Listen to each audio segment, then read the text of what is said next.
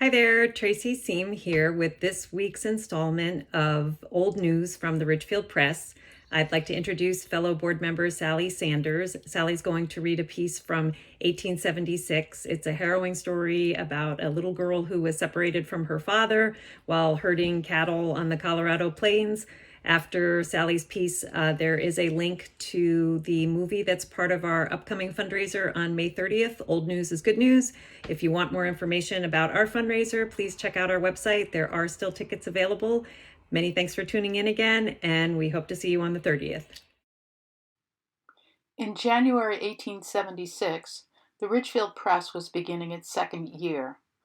Like many small-town weekly newspapers, the press regularly featured material known as boilerplate, prepackaged stories from other publications that the local editor, in this case D. Crosby Baxter, would have purchased. The following dramatic story appeared on January 1st, 1876, and took Ridgefield readers out to Colorado. Lost on the Plains. A child 18 hours among snapping and growling wolves. Platteville, Colorado was startled by the report that a little girl, aged about 9 years, a twin daughter of a Mr. Sutherland who recently moved into the neighborhood, was lost on the plains. It appears that the child accompanied her father in search of cattle, and when about 2 miles out they found some calves, one of which had a bell attached to its neck.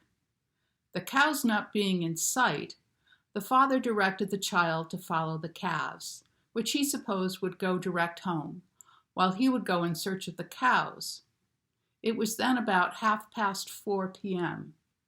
At about 6 o'clock, the father returned home and learned that his little daughter had not come in, but was all the while supposed by the mother to be with the father.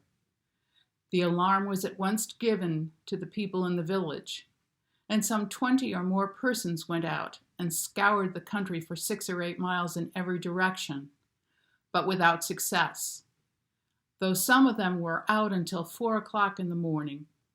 And two, one a boy of 17, having themselves been lost, did not reach home until 8 o'clock the next morning. Some men and boys on horseback and at least 20 on foot went out, notwithstanding the extremely cold, wet wind, but after hunting all day returned unsuccessful. Again, on the following morning, men from every direction were on the front, and in a most systematic manner examined a wide strip of country, from the Platte to near the Box Elder, and were still looking, headed toward home, when a signal gun was heard, by which all knew the child had been found. The little one had followed the calves for a time, but as they did not go toward home, she soon became conscious that she was lost.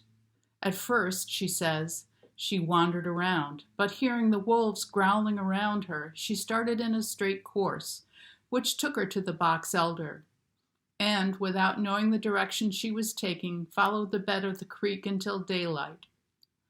At that time, she saw trees on the Platte and started for them, arriving at the ranch of Mr. John Beebe about 4 miles below Evans at 10 o'clock in the morning, having traveled constantly for 18 hours and probably a distance of not less than 25 miles.